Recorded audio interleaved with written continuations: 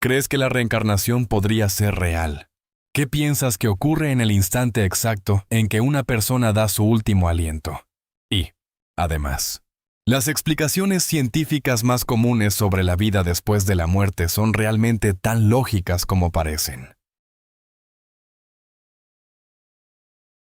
Nuestra primera investigación se centra en Ryland O'Banion, una niña de 2 años que despertaba muchas veces gritando por fuego, humo y un choque. Le decía a su madre que el aire dentro del avión estaba tan caliente que respirar parecía imposible. Su madre, Cindy, anotó cada palabra que Ryland decía.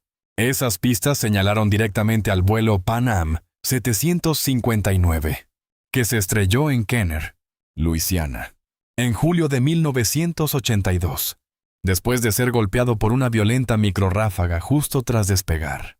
Entre las víctimas en tierra estaba Jennifer Schultz, una niña de 11 años que murió dentro del garaje abierto de su familia. El investigador James Matlock revisó 32 afirmaciones diferentes hechas por Ryland. 25 resultaron totalmente correctas, casi correctas o muy probables. Pero la prueba más inquietante apareció en el informe privado de la autopsia de Jennifer Schultz, un documento confidencial que nunca se había hecho público. Ryland describió la forma exacta en que murió la niña, coincidiendo con los datos médicos ocultos. También dijo que sus vías respiratorias no tenían hollín, lo que indicaba que murió al instante por el impacto, antes de que las llamas la alcanzaran. Los expertos concluyeron que no había una explicación lógica. Ryland no tenía relación con la aviación, no tenía vínculos con Luisiana y no podía acceder a archivos privados del forense. ¿Desde dónde nos estás viendo? ¿Tuviste de niño una pesadilla repetida o una fobia que se sentía demasiado real? Comparte tu historia abajo. Desde muy pequeño, Robin Hull hablaba con su madre en un idioma desconocido que ella no podía entender. A medida que el niño crecía, su dominio de esa extraña lengua se hacía cada vez más claro. Una conocida interesada en la reencarnación escuchó al niño hablar y pensó que esos sonidos venían de Asia. Después regresó con un profesor de lenguas asiáticas, quien escuchó con atención y confirmó que las palabras pertenecían a un dialecto específico usado en el norte del Tíbet. Cuando el profesor preguntó al niño de 5 años dónde había aprendido esas palabras, Robin respondió que en la escuela. Su madre explicó que él nunca había ido a la escuela, pero Robin contestó que se refería a cuando fue a la escuela la vez anterior. Describió un centro de aprendizaje ubicado en lo alto de las montañas, construido completamente con piedra, donde los maestros eran hombres que usaban faldas y llevaban mantos ajustados alrededor de la cintura. Intrigado, el profesor viajó a las montañas Kunlun, en el norte del Tíbet. Tiempo después escribió a la familia para confirmar que había encontrado el monasterio exacto que el niño había descrito. El lugar tenía el mismo paisaje rocoso y seco, edificios sólidos de piedra y monjes lamas vestidos tal como Robin lo había contado. Presiona el botón de me gusta para mostrarnos que este contenido te interesa. Además, si estás viendo desde un teléfono móvil, asegúrate de presionar el botón Hype que aparece justo debajo.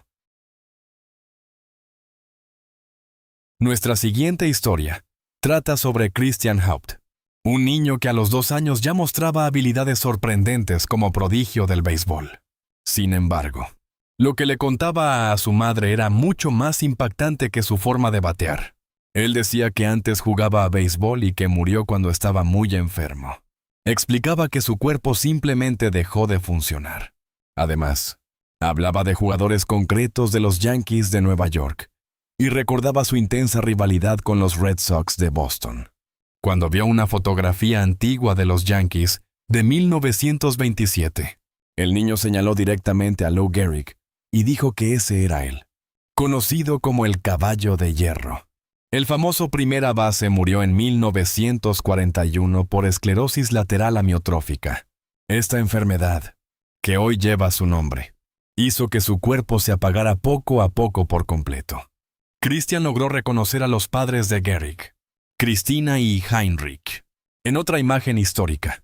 También recordó hoteles específicos donde Gehrig se había hospedado durante su carrera. Finalmente, cuando lo llevaron a visitar la verdadera tumba de Lou Gehrig, el pequeño rompió en llanto y dijo que se sentía aliviado de estar en casa otra vez. ¿Has conocido a un niño pequeño con un talento natural o una pasión tan profunda que parecía venir de otra vida? Cuéntanos abajo. Este relato analiza el caso de Caide, un niño de 7 años que compartió con sus padres recuerdos que ningún niño debería conocer. Afirmó que en una vida anterior murió dentro de la torre norte del World Trade Center el 11 de septiembre de 2001. Recordaba haber escuchado gritos fuertes a su alrededor. Describía fuego intenso y humo avanzando a una velocidad aterradora. Además, mencionó el olor particular del metal quemado, un detalle específico que sus padres nunca le habían contado. También habló de personas corriendo por los pasillos, buscando salidas de emergencia que ya no funcionaban. Sus padres aseguraron que jamás hablaban de aquella tragedia frente a él. Aún así, el niño describió con precisión los pisos, los elevadores dañados y las ventanas que algunas víctimas abrieron por desesperación. Mientras hablaba con un psicólogo, se le quebró la voz y dijo que la gente a su alrededor gritaba. Queríamos salir, pero había fuego por todas partes. Algunas personas abrieron las ventanas y yo sabía que tenía que saltar. Lo que vuelve este caso tan escalofriante es que las temperaturas en los pisos superiores de la Torre Norte superaron los 980 grados Celsius, y la protección contra incendios de las columnas centrales fue arrancada por el impacto. Los investigadores comprobaron que cada detalle descrito por Cade coincidía con las condiciones reales en las que quedaron atrapadas las víctimas. Datos registrados en el informe oficial de la comisión del 11 de septiembre. Comenta. Creo en la reencarnación si esta historia te pareció significativa. Teresa dijo su primera palabra cuando apenas tenía 3 meses de edad. La palabra fue arupa, un antiguo término en sánscrito que significa liberada de la materia. A los 13 meses ya hablaba con frases claras, pero de forma extraña tenía dificultades con el francés, la lengua nativa de su familia, a los 2 años, mientras jugaba a la tienda con su madre. Dijo con total naturalidad que el precio de un objeto era de 3 rupias. Meses después comenzó a hablar de Bapu, el apodo cariñoso que usaban las personas más cercanas a Mahatma Gandhi. Sus padres sabían muy poco sobre la vida de Gandhi. Una vez, cuando su madre usó una boina con una insignia, Teresa le dijo que parecía un soldado. Más tarde, su madre descubrió que Gandhi había pasado años en Sudáfrica durante la guerra de los Bóeres, donde los soldados de las 3 que lo conocía de cuando él estaba con Bapu. Los registros históricos confirman que Yogananda realmente pasó tiempo con Gandhi alrededor de 1935. Teresa se sentaba de manera natural en posturas de yoga. Rechazaba comer carne y le encantaba un plato específico de arroz con almendras picadas, una de las comidas favoritas de Gandhi. En una aldea apartada de Sri Lanka, nació un niño llamado Wijerat Hami, con los brazos gravemente deformados. Su brazo izquierdo era pequeño y mal formado. Decía que había hecho algo muy malo. Contaba que había discutido con un hombre de la aldea y que lo había matado. Cada vez que pronunciaba esas palabras, su cuerpo temblaba, su voz se ahogaba y su rostro se volvía pálido. Investigadores de la Universidad de Virginia, entre ellos el Dr. Ian Stevenson, estudiaron el caso. Descubrieron que las deformidades de Hami coincidían de forma exacta con el cuerpo de un hombre de una aldea cercana, de una vida a la siguiente, como si el trauma de una muerte anterior hubiera dejado su huella en la propia carne del nuevo cuerpo. Dorothy Louise Eddy, conocida más tarde como Om Seti, fue una mujer británica que aseguraba ser la reencarnación de una antigua sacerdotisa egipcia llamada Bent Reshit. Después de caer por unas escaleras a los 3 años, comenzó a decir que quería volver a casa, a Egipto. Soñaba con enormes columnas y templos cubiertos de inscripciones. Cuando finalmente llegó a Egipto siendo adulta, se adaptó de inmediato a la cultura. al idioma y a los rituales. Podía interpretar jeroglíficos sin haber recibido una formación oficial. También conocía ceremonias religiosas que los descubrimientos científicos solo confirmarían varias décadas después. Pero el momento más sorprendente ocurrió cuando entró por primera vez al templo de Abidos. Se arrodilló y besó el suelo. Reconoció cada sala, cada piedra. Los arqueólogos, para poner a prueba sus conocimientos, le pidieron que señalara lugares de elementos que todavía no habían sido excavados. Ella indicó zonas donde alguna vez hubo un jardín oculto, donde estaban enterradas entradas secretas. Y las excavaciones posteriores demostraron que tenía razón en cada ocasión. Hasta su muerte, en 1981, importantes egiptólogos la consultaron como una de las mayores expertas en el antiguo Abidos. David Moquin era un hombre común de 48 años, sin interés en lo paranormal, hasta que estuvo a punto de morir. Fue hospitalizado con una grave neumonía doble y cayó en coma, cuando se recuperó de manera sorprendente. Volvió con recuerdos muy claros de haber muerto quemado dentro de un avión de combate estrellado. Recordaba la fecha de su muerte en noviembre de 1944. También recordaba los nombres de su comandante de escuadrón, de su jefe de vuelo e incluso de sus padres. Su hija buscó en archivos militares algún accidente aéreo que coincidiera con esa fecha. Encontró exactamente uno, un P-51 Mustang pilotado por el capitán Earl Robert Fryer, de 27 años, de la Fuerza Aérea de Estados Unidos, quien tuvo que realizar un aterrizaje de emergencia en un campo de los Países Bajos. El avión se incendió con gran fuerza y Fryer murió entre los restos. Cada detalle que David entregó coincidía con los registros históricos, incluidos los nombres de los padres de Fryer y de sus compañeros. Y aquí viene la parte más inquietante. David Moquin nació en diciembre de 1944, solo un mes después de que el capitán Fryer muriera quemado en aquel campo neerlandés. ¿Crees que sobrevivir a una experiencia cercana a la muerte puede abrir recuerdos de una vida pasada? Déjanos tu opinión en los comentarios. En el distrito de Etawah, en la India, una joven llamada Sumitra Singh cayó en un coma profundo. Cuando despertó, parecía que ya no era Sumitra. Mostraba la personalidad, los recuerdos y los gestos de una mujer completamente distinta llamada Shiva Tripathi, una joven que había sido asesinada al ser arrojada desde un tren apenas 2 meses antes, en una localidad situada a más de 60 kilómetros de distancia.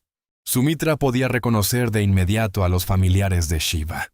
Sabía los nombres de los hijos de Shiva. Identificaba a sus amigos en fotografías. Incluso conocía el lugar donde estaba escondida una pequeña caja de reloj dentro de la casa de la familia Tripathi. Un detalle que ninguna persona externa podía saber. Los investigadores registraron 19 declaraciones concretas que coincidían con información privada que nunca había aparecido en ningún periódico. La conducta de Sumitra también cambió de forma radical. Comenzó a escribir cartas con un nivel educativo muy superior al que antes tenía, parecido al de Shiva, quien había crecido en una familia brahmán de una casta más alta. El padre de Shiva se quebró emocionalmente cuando la conoció. Dijo que, al hablar con Sumitra, sentía como si estuviera hablando con su propia hija.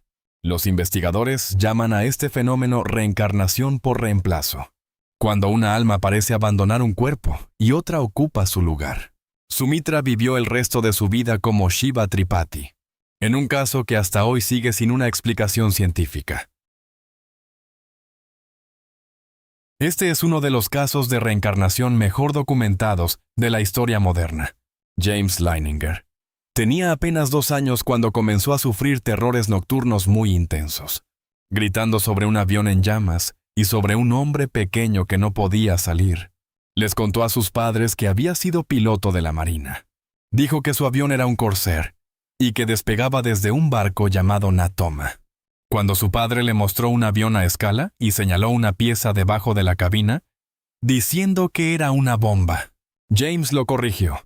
Le explicó que no era una bomba, sino un tanque auxiliar de combustible.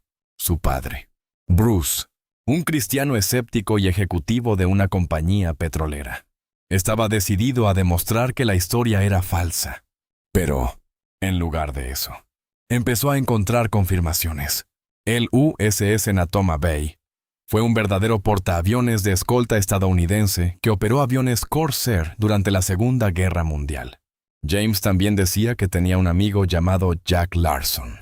Jack Larson resultó ser un piloto real que había servido en el Natoma Bay y que todavía seguía con vida. Cuando Bruce logró contactarlo, Larson confirmó cada detalle que James había mencionado. Después Bruce encontró la pieza final.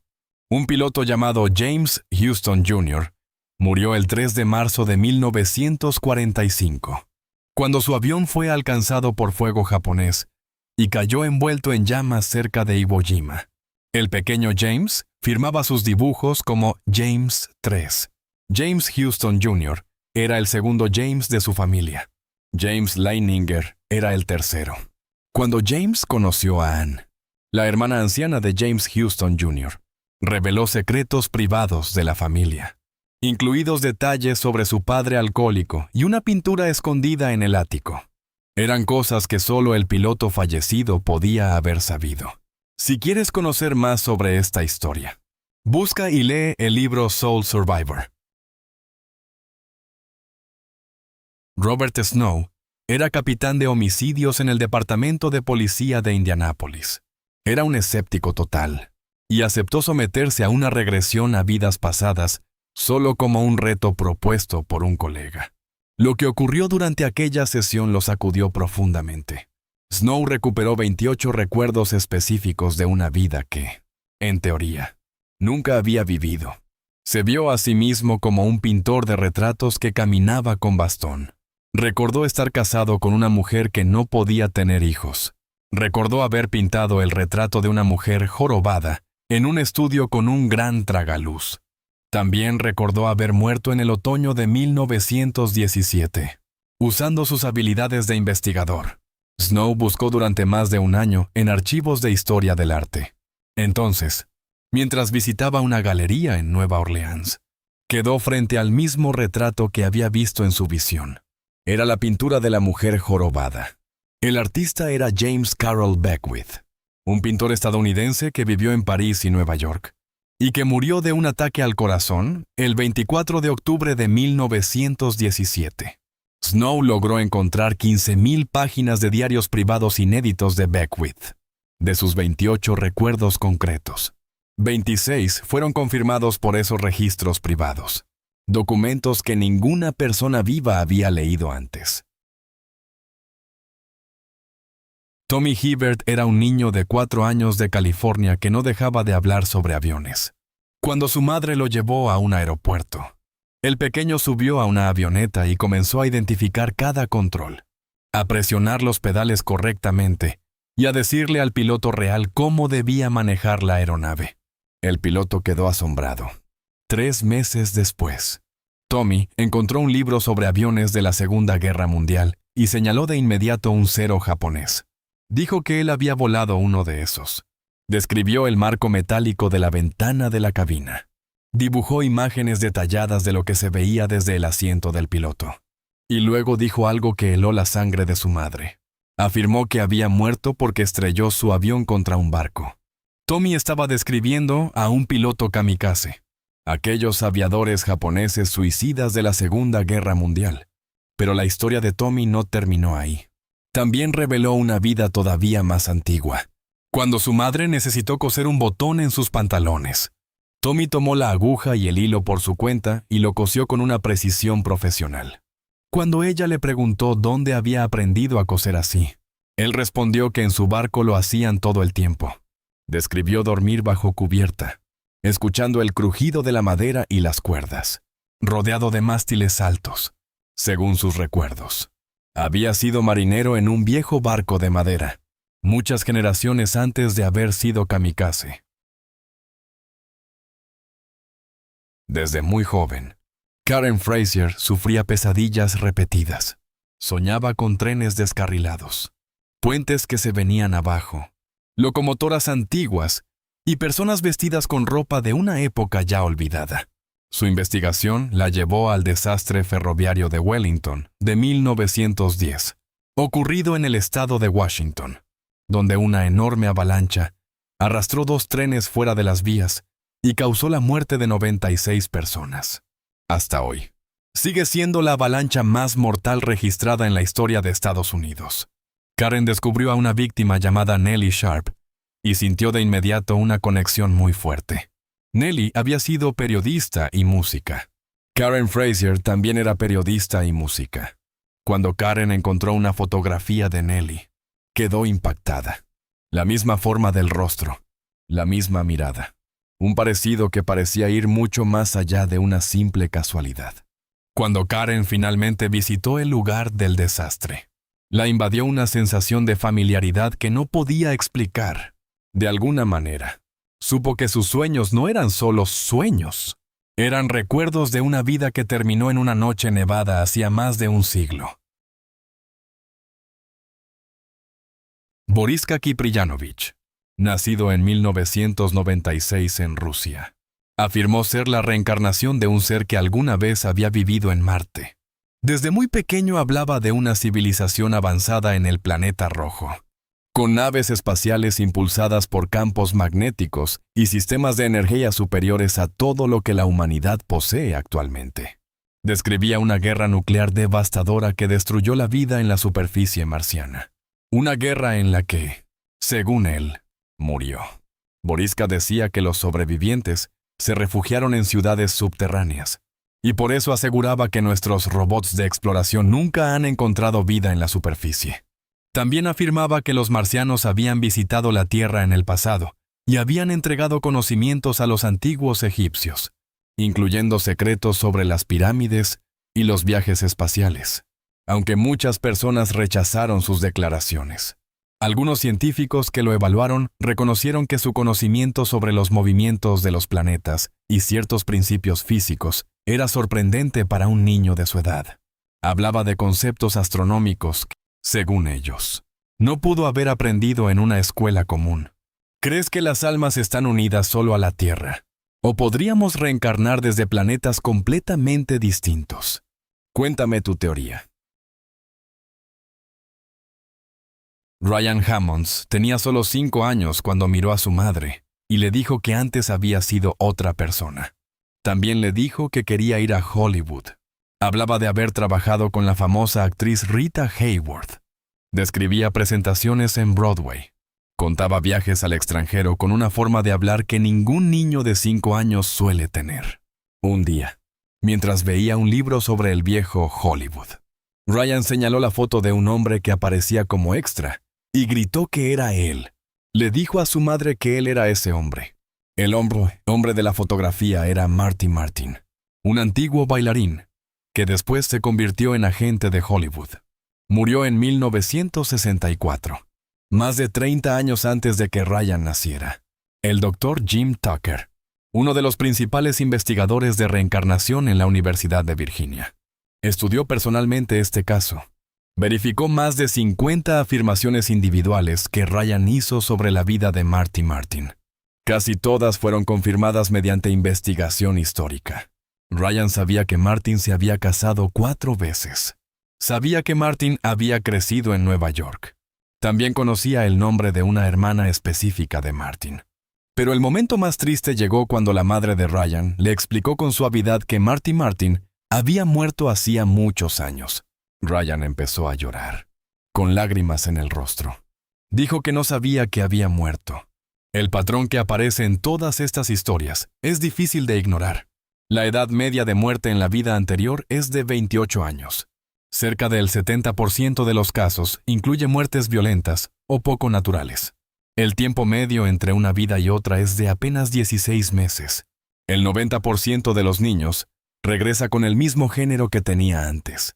Y los recuerdos suelen empezar a aparecer entre los 2 y los 6 años, para después desvanecerse alrededor de los 7, cuando la nueva identidad comienza a ocupar más espacio. Lo que vuelve tan fuertes estos casos no es una sola frase, es la unión de muchas pruebas. Niños que describen informes privados de autopsia que jamás pudieron leer. Pequeños que reconocen aviones militares y nombran pilotos cuyos datos estaban guardados en archivos. Marcas de nacimiento que coinciden con heridas mortales de personas desconocidas. Idiomas hablados sin haber sido enseñados. La explicación materialista tradicional nos dice que la conciencia es solo un resultado de la actividad del cerebro, y que cuando el cerebro muere, el yo desaparece para siempre. Pero estos casos apuntan hacia algo mucho más profundo.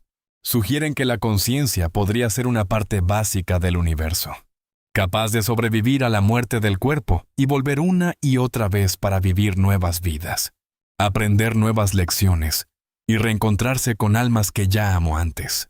El Dr. Jim Tucker, siguiendo el trabajo de pioneros como Max Planck y el Dr. Ian Stevenson, ha planteado que la mecánica cuántica podría guardar una clave para entender cómo los recuerdos y los rasgos de personalidad podrían pasar de una vida a otra, desde esta visión.